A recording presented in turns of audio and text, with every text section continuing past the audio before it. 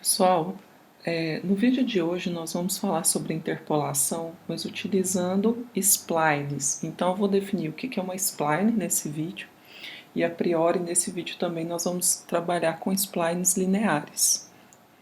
Bom, então, dado uma função f, dados n mais 1 pontos distintos, né, no domínio de f, a gente sabe que nós podemos aí construir um único polinômio que interpola esses nós, né?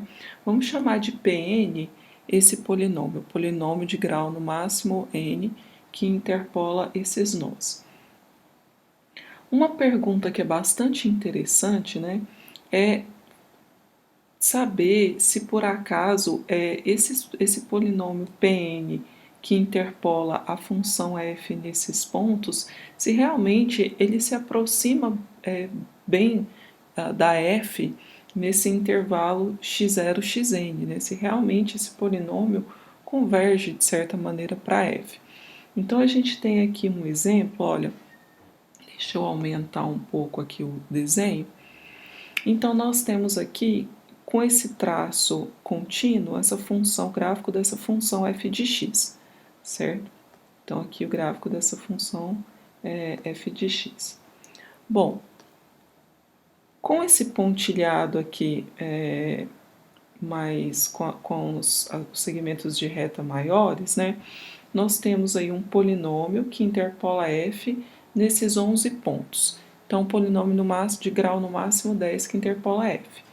Dado aqui, ó, cujo gráfico é dado por esses pontilhados aqui maiores. Se vocês observarem, quando a gente olha para esse polinômio em relação à função f, então aqui nessa parte mais perto do eixo y, mais centralizada, esse polinômio de fato ele se aproxima bem dessa f, né?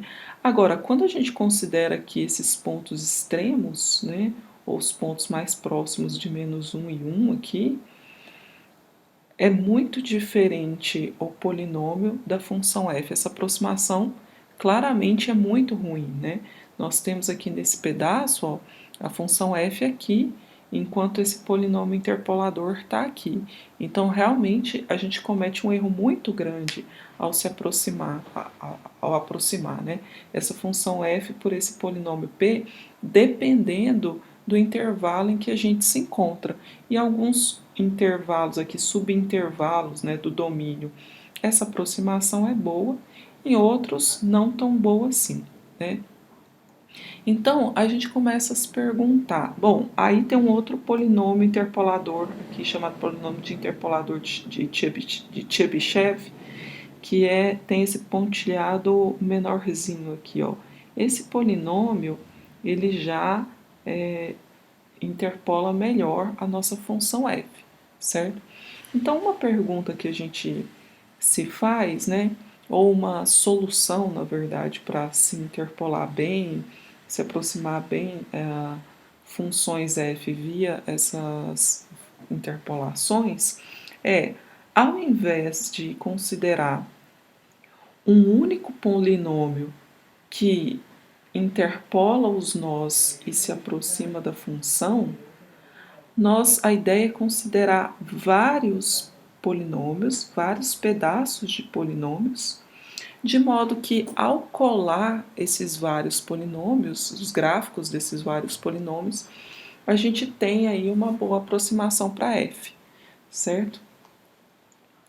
Então, a ideia aqui, para contornar esse tipo de problema, né, de ter uma única função que aproxima em determinado intervalo bem, mas em outros intervalos não tão bem assim, a ideia é considerar grupos de pontos, obter polinômios distintos, né, de graus menores. Então, ao invés de obter um polinômio de grau 10, eu posso dividir aqui o meu domínio, né, pegar de 3 em 3 pontos e obter polinômios de grau no máximo 2, por exemplo, e tentar ir colando esses polinômios de grau no máximo 2, para no final a aproximação global dessa f via essa colagem de polinômios, de gráfico de polinômios, ser melhor do que eu aproximar a função, né, por um polinômio de grau grande, digamos assim, né, que não aproxima a função tão bem como um todo, globalmente, certo? Então essa vai ser a ideia. Nós vamos considerar grupos de pontos e tentar construir sobre esses grupos de pontos funções polinomiais para conseguir fazer essa aproximação global melhor da função f. Agora, uma coisa bastante interessante que a gente vai exigir é que esse grupo de polinômios eles funcionem bem juntos, eles estejam de certa maneira bem integrados. Bom, como assim? A gente vai querer que essa função que é obtida depois dessa colagem, a partir dessa colagem, seja contínua e derivável. Isso quer dizer que essa colagem ela não pode ser feita de qualquer maneira. Vão ter condições bem especiais para poder garantir que essa colagem se converta, né, ou gere uma função bem comportada, uma função contínua e derivável. Por exemplo, aqui eu tenho para esses 3 pontos um polinômio de grau 2. Para esses 3 pontos eu digo para x0 igual a 1, x1 igual a 2 e x3 igual a 3, né? E suas respectivas imagens. Então eu interpolo, consigo esse polinômio de grau 2, e se eu pego esses pontos 3, 4 e 5, eu consigo esse outro polinômio de grau 2. Quando eu colo esses gráficos desses dois polinômios, né, essa colagem ela é contínua, mas eu tenho um bico aqui no 3. Então, é contínua, mas não é derivável. Então, digamos que essa função não é tão bem comportada assim, ela é só razoavelmente comportada, né? Ela é contínua, mas ela não é derivável, tem um bico aqui. Essa derivada não está bem definida. Então, basicamente, o que são splines de modo geral, né? Bom, vou considerar uma função f, que é tabelada nesses n mais 1 pontos, né? Então eu tenho x0, x1, xn, e tenho as respectivas imagens aí dessa função, tá? Então, uma função S grande, p de x, então esse S grande é para a função que vai ser denominada spline de grau p nesses nós xis. Então, SP é uma spline de grau p nesses nós, se essa função SP satisfaz as seguintes condições. Primeiro, em cada um dos subintervalos xi, xi mais 1, a SP é um polinômio de grau p. Então, essa é a primeira condição. Restrita a esses subintervalos, então, restrita a x0, x1, essa função é um polinômio de grau p. Restrita a x1, x2, é um polinômio de grau p, e assim sucessivamente.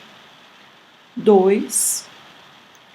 Essa função SP de x é contínua e tem derivada contínua até a ordem p-1 em todo o intervalo x0, xn. Então, ela é bem comportada, tá?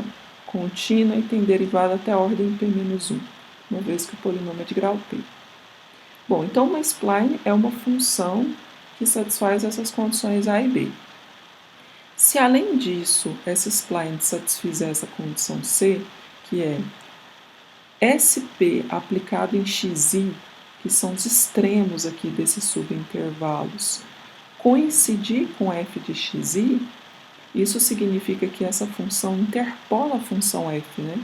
Então, essa função SP de x ela vai ser chamada de spline interpolante. Bom, vamos definir inicialmente uma spline interpolante linear, que é uma S1 de x, né? Então, é uma função que tem grau 1, o gráfico dela são retas. E vamos definir uma spline interpolante linear da seguinte maneira, ó. Em cada um dos intervalos xi menos 1 xi, com o i variando de 1 até n, então, quando i é 1, eu pego x0, x1, quando i é 2, eu pego x1, x2, e assim sucessivamente, eu vou definir essas funções s pequenas e de x, certo? Então, eu estou definindo essa função s grande 1 a partir dessas s pequenas e a gente vai colar essas s pequenas para formar a s grande. Como que essas s pequenas são definidas? Elas são dadas dessa forma. F de x menos 1 vezes x menos x dividido por x menos x menos 1 mais f de xi vezes x menos 1 dividido por x menos 1. Bom, claramente, né, essas funções s de x restritas a cada um desses subintervalos são funções lineares, porque f de x menos 1 é um número, é uma constante, xi menos 1 é uma constante, isso aqui é linear, f de xi é um número, xi menos 1 também, x menos xi é um fator linear, né? Então, restrita aí esse intervalo x menos 1 xi, cada uma dessas SIs são lineares. Então, essa condição A aqui da spline é satisfeita. S1 vai ser um polinômio de grau 1, né? Ou no máximo 1, né? Em cada um desses subintervalos. Bom, além disso, vamos ver sobre a condição B. Como a gente está trabalhando com splines lineares, né, a gente precisa garantir que a S1 é contínua e tem derivada contínua até a ordem, o nosso P aqui é 1, né? Então até a ordem 1 menos 1, até a ordem 0.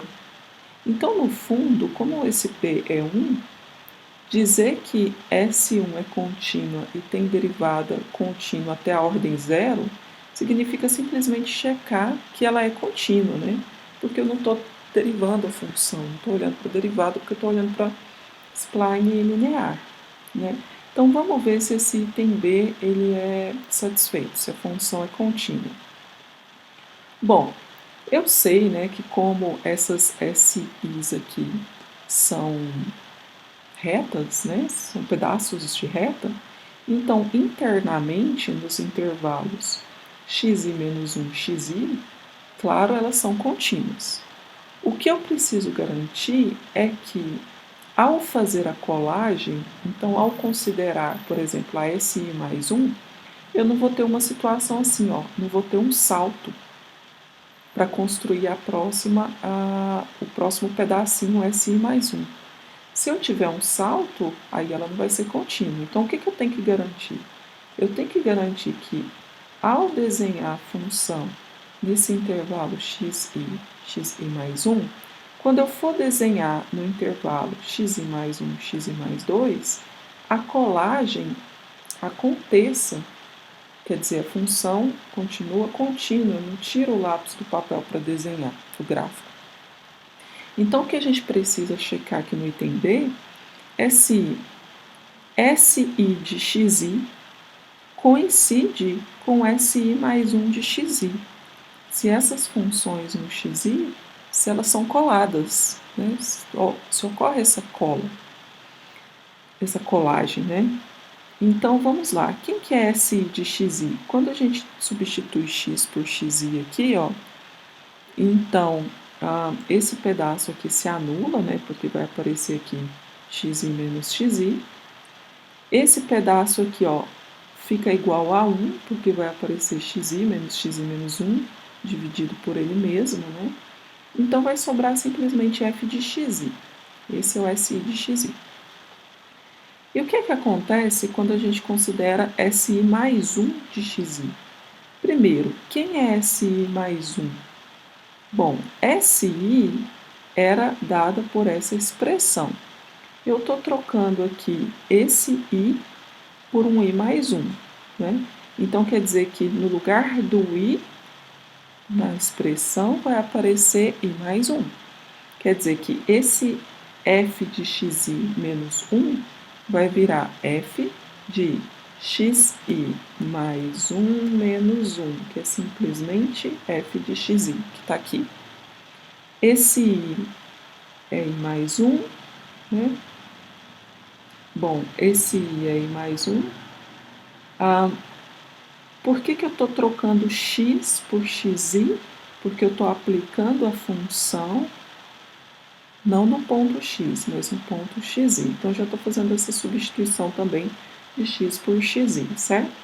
Então, substituindo x por xi, trocando aí i por i mais 1, e aí a gente vai ter essa expressão aqui para esse i mais 1 de xi, né?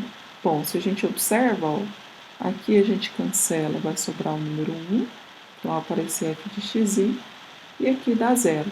Então, isso dá f de xi. Quer dizer, a colagem acontece, né? Se eu pego qualquer que seja o ponto i, a SI de xi, se eu pego qualquer ponto xi, né, a SI de xi está aqui, e quando eu for construir a SI mais 1 de xi, ela parte também desse ponto, né? Então, essa colagem ela acontece. Então, essa função é contínua, né? Além disso, quando então ela é realmente uma spline, né? Só que a gente quer checar se ela é uma spline interpolante. Quer dizer, a gente quer checar também o item C, se SI de xi corresponde a f de xi. E a gente viu que corresponde, né? Basta aplicar xi aqui nessa fórmula. A gente, na verdade, computou pelo item B já isso, né? Isso daqui é satisfeito para todo xi. Então, pronto, né? Uma vez que essa função S1, que é a colagem dessas funções SI pequenas, né? Com esse I variando de 1 até n nos intervalos xi menos 1, xi, então a gente tem que essa função descrita dessa forma interpola f linearmente. Então, é uma spline interpolante linear para f. Vamos fazer aqui, vamos ver um exemplo. Esse exemplo foi retirado do livro da Márcia Ruggiero, tá? Então, digamos, ó, que nós temos aqui esses 4 pontos, x0, x1, x2 e x3, juntamente com as suas imagens, né? Dadas por uma função f aplicada nesses pontos.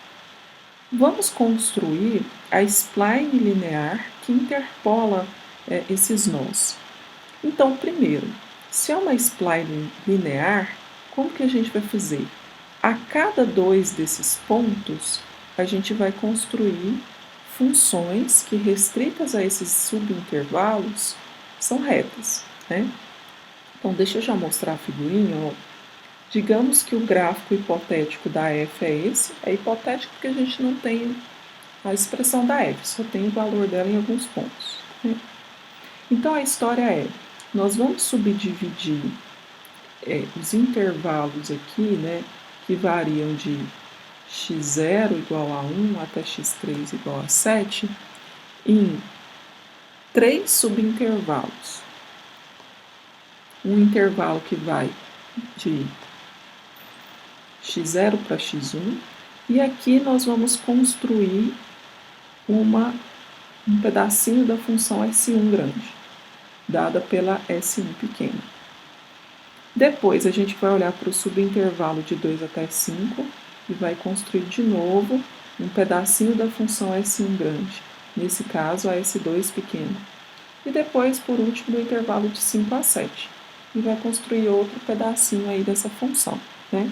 Como é linear, então a gente pega 2 pontos, né? Lembra que o polinômio de grau no máximo n precisa de n mais 1 pontos interpolantes. N mais um nós, né? Para a gente interpolar. E aqui a gente tem que considerar, né, que construindo dessa forma que a gente acabou de colocar, a gente vai garantir que essa colagem da função S1 com a função S2 com a função S3, e juntas essas três formam a função S1 grande, essa colagem, ela fornece uma função contínua, tá? Então, quem que vai ser a nossa S1 pequeno? Bom, de acordo, simplesmente substituindo aqui nessa expressão, vai ser dada por esse termo, essa expressão aqui, né? Simplesmente substituindo lá I por 1 nessa fórmula, ok? Bom, então aqui a gente vai também, após substituir o I por 1 naquela fórmula, né, nós vamos obter essa fórmula, e aí a gente substitui os valores de acordo com a tabela, né? Então f de x0 é 1, né? x1 é 2, né? x0 é 1, então vamos substituindo aí, f de x1 é 2, a gente troca aqui, né?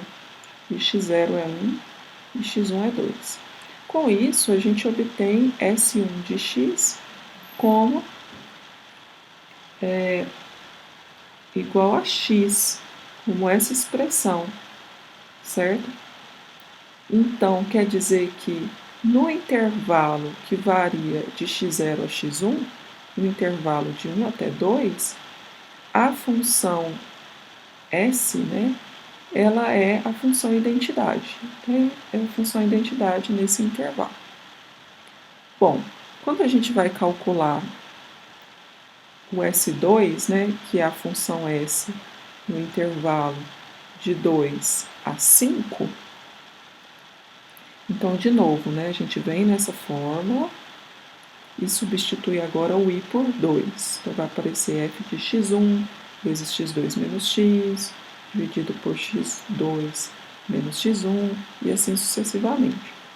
Então, quando a gente faz essa substituição, a gente obtém essa expressão, e substituindo esses valores aqui dessa tabela, então a gente obtém aqui, fazendo as continhas, que S2 é dada por essa função, 1/3 de x mais 4.